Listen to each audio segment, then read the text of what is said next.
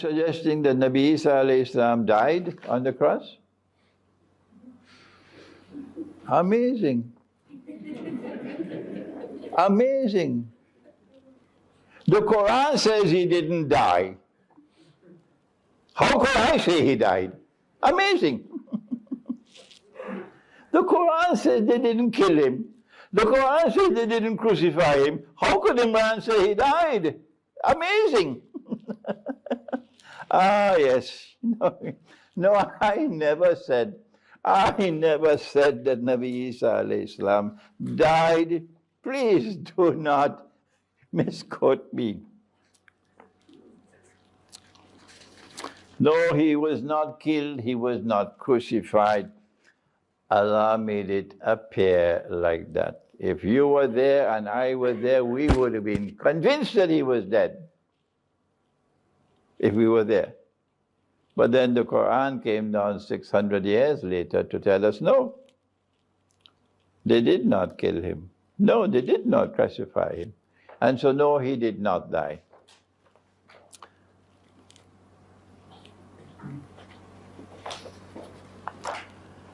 Why is United Arab Emirates allowing the mandir to be built? Is there any connection with the Third World War? I don't know the answer to that.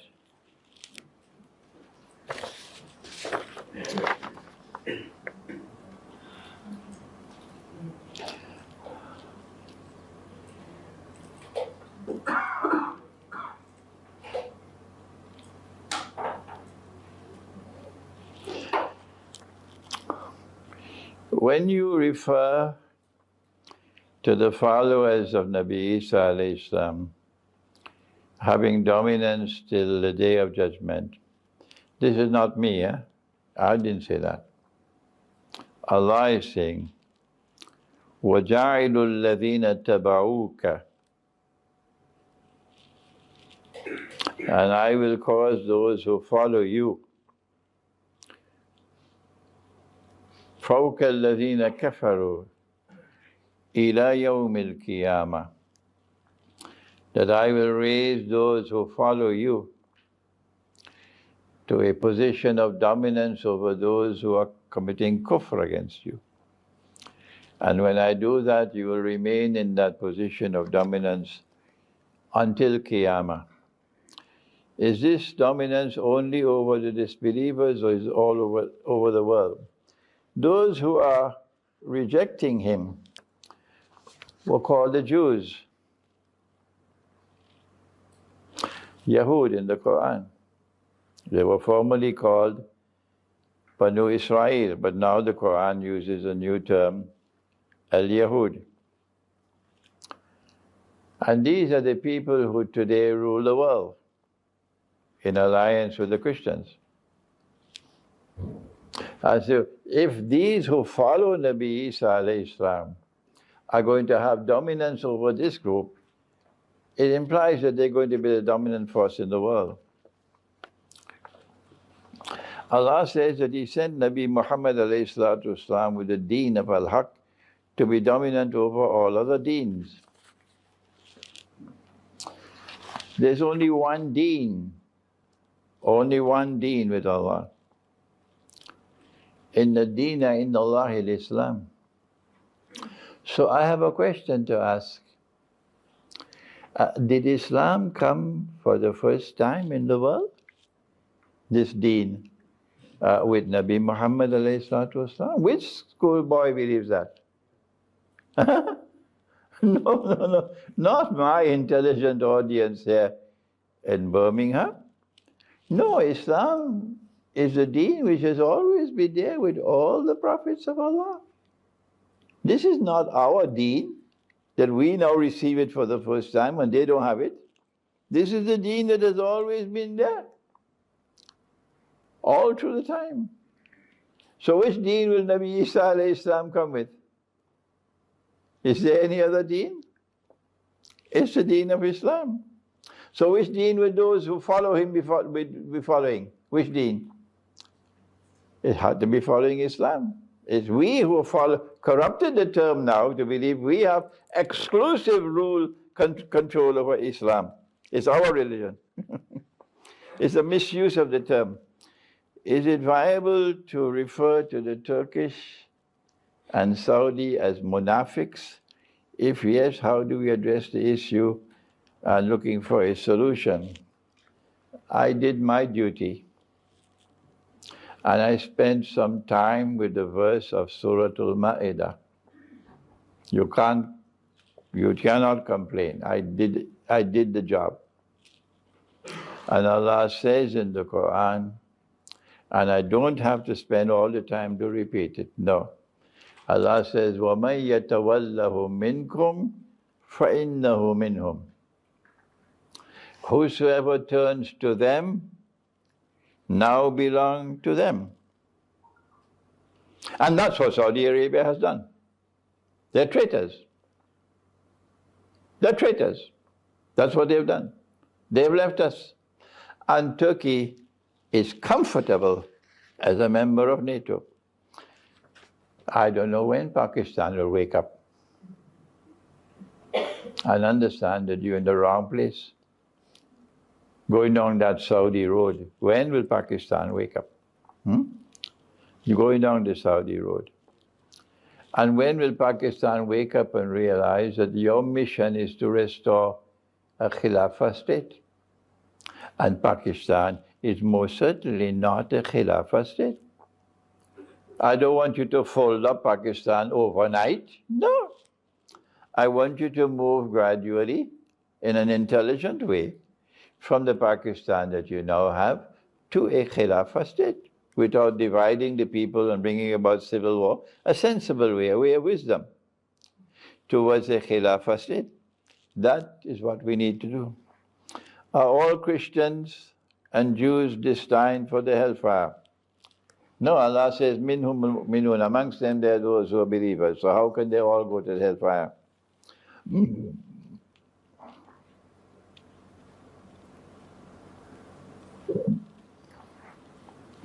In the past, you have talked about Gog and Magog. This is where all the scholars differ with me, all of them. So I don't intend to pursue the discussion. Let them have their views. No need for us to have any boxing match. I am not going to argue with anyone. If you feel that I am misguided, fine. You go with your views and leave me alone. I'm not going to lift even a little finger to argue with people to get them to convince them that I'm right. I'm not that way. I simply inform you. This is my view. And if you are convinced it is correct, then you accept it. Otherwise, leave me alone. Where's the need for debates? I am not in that league. Don't come to me with that. You talked about Gog and Magog. Can you give us a historical time of their release?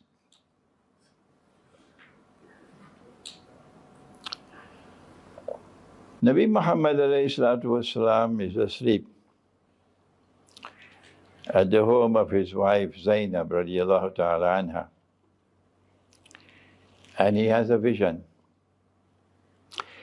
And what he sees in his vision is so terrible that he wakes up with his face flushed red.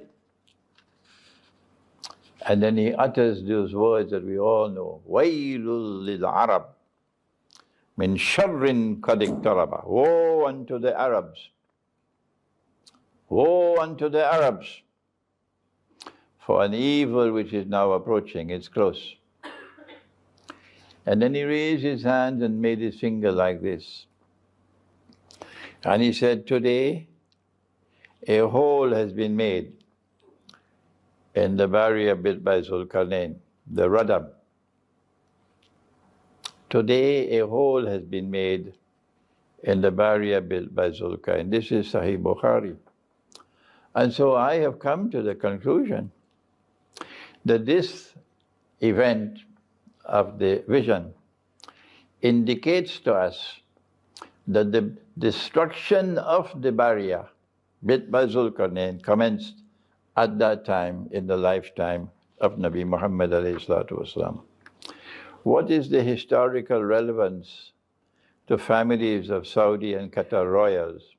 Is their disagreement related to the future world war? The Saudi family, the royal families in the Arab world have all betrayed us. They've all been clients of the Zionist alliance.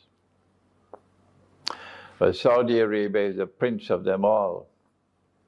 But I've always held the view that King Faisal, rahimahullah, was different. And that's why they killed him. The same way they killed Ziaul Haq, and they're probably planning to kill Imran Khan as well. They killed Faisal because he was different from the rest. So I always say Faisal, rahimahullah. But the rest have already betrayed us. And so now it's a civil war within the Saudi royal family. So why should I be worried about that? Let them fight. Let them fight amongst themselves. It doesn't affect me. What it does say to me is that Allah planned His plans, and Allah's plan is the best plan. So the empire is going to be collapsing now as soon as Salman dies. I may be wrong, but when Salman dies, and Muhammad bin Salman is now crowned as king, that is when all the trouble is going to start. Is Imam al-Mahdi coming to lead us in the World War III, or will he come after al-Malhama? Okay. Imam al-Mahdi will come only when Allah sends him. Only when Allah sends him. Although I suspect that the Israeli Mossad and the CIA probably want to send him before. So we have to be very careful when that Mahdi comes, okay? But the real Imam al-Mahdi, it says Allah who will send him. And my analysis, my thinking, is that Allah will not send him when Dajjal has not as yet been released. Remember, there is first the Malhama, and then there is the Fathul Constantinia, and then there is the Khuruj of Dajjal. If Imam al-Mahdi emerges before the Khuruj of Dajjal, then that will be an impediment for the divine plan. So I believe that the advent of Imam al-Mahdi will have to be something simultaneous, about the same time as the Khuruj of Dajjal. And then after Imam al-Mahdi will come the return of Nabi Isa alayhi salam. How do you see the role of Pakistan, who is closely linked to China, to Iran, and to Turkey? No, Pakistan is not closely linked to Iran. No. Yes, Pakistan is closely linked to China, and that is one success story of the Pakistan foreign policy, close links with China. Even when China was under the Mao Zedong communist dictatorship, and Pakistan still remains in close ties with China, and that's a success story. I agree with that. In the 1960s, when I went to Pakistan, there were many Muslims who were annoyed with this and were challenging this, but I think Pakistan has done well there. Turkey, the leadership of the Khilafat movement wanted the British to leave, and when the British left, Muslims would live in India in accordance with Islam. That's what the Khilafat movement wanted. And that's what Gandhi also wanted. He wanted the British to leave, and that the Hindus would live in accordance with Hinduism. So the Muslims were looking about a Khilafat state, so maybe there would have been an alliance between Hindus and Muslims in the post-British India. But that didn't happen. They killed Gandhi. The same people who now rule India, And they also demolished the Khilafat movement. And when the Khilafat movement was demolished, then Pakistan came into being through the All India Muslim League as a replica of Turkey. Turkey was a modern republican state which succeeded the Ottoman Empire. The Ottoman Empire at least kept the structure of a Khilafah state, although they lost the substance. They still kept the structure, the form of a Khilafah state. But when the Ottoman Empire collapsed, it was replaced by a modern republican state. That's what Iqbal called it. And that was what Pakistan was born as, a modern republican state. And a modern republican state doesn't qualify to be anything close to a Khilafah state. A modern republican state qualifies as similar to the European model of a state, not a Khilafah state. And while I have great respect for Dr. Iqbal, I show respect for scholars, yes, I show respect for them. And I mean no disrespect at all to Dr. Iqbal when I offer a critical comment. No, my respect for him still remains. My regard for him still remains when I offer a critical comment. That's my way. That's my way. So when I offer a critical comment of Dr. Iqbal, it's not meant to disparage him in any way or to make me look superior to him. That's rubbish. He said that the modern republican state with its parliament is an adequate substitute for the Khilafah, which is wrong. Which is wrong. So yes, between Pakistan and Turkey there is this bond that they are both modern republican states. But the destiny of Pakistan is different from the destiny of Turkey. The Pakistani people have a different love for Islam. And the Pakistani people, I believe, in the post-Malhama period, will be mobilized once again, like they were mobilized in the Khilafat movement, to struggle once again for a Khilafah state in the post-Malhama period. You have mentioned the Turkish attack on the north of Syria for the last 7 years. Is it really that long? I didn't know. I have been saying it, yes, for some time now. This is exactly what has now happened, according to the Hadith. A room will arrive at Dabik, and after the fights, a group will continue fighting to conquer Constantinople, and Isa alayhi salam will arrive in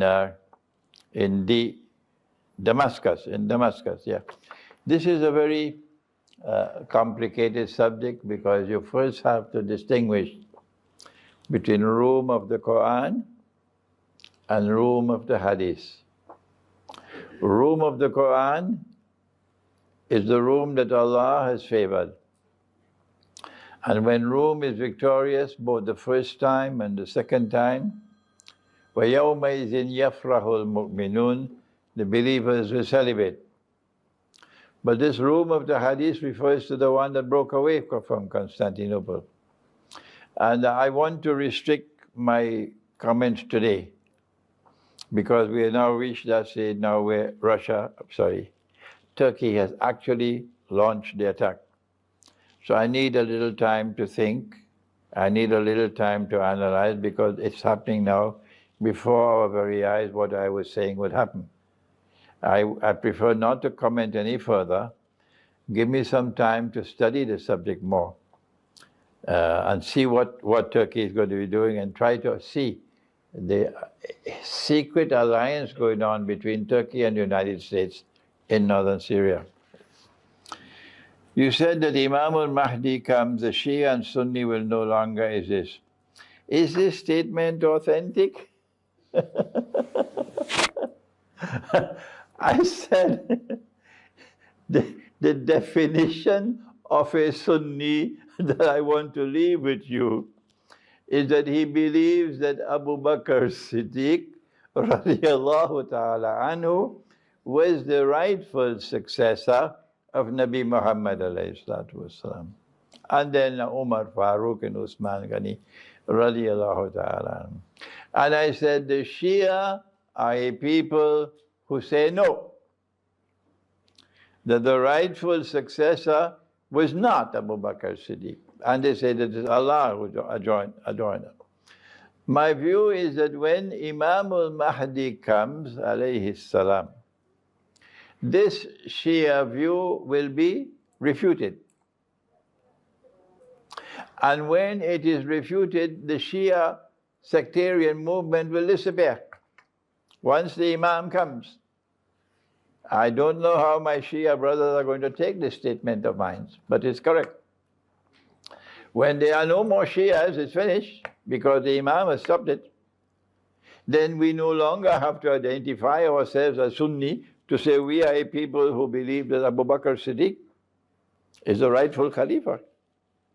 The term Sunni as representing a people who believe that Abu Bakr Siddiq is the rightful Khalifa, it came into being in consequence of the Shia belief that he was not. But there are those who have given the term Sunni other meanings as well. So let them answer for that. This is what I have to say on this subject. 1, 2, 3, 4, 5, 6, but my wife is saying it's time now to stop. So I will answer your 5 questions here, inshallah, when I get to Trinidad. I want to thank you for your kindness to me. You were very patient tonight. As soon as the program is finished, please, would you kindly allow me to walk uninterrupted? Don't stop me. Let me go to the back. All right? Don't stop me. Let me go to the back and I'll find a chair to sit down because I have to autograph your books, okay? Don't ask me for photographs now. Don't ask me for a question now, please, okay? Just let me go to the back. ربنا تقبل منا إنك أنت السميع العليم وتب علينا يا مولانا إنك أنت التواب الرحيم برحمتك يا أرحم الراحمين آمين.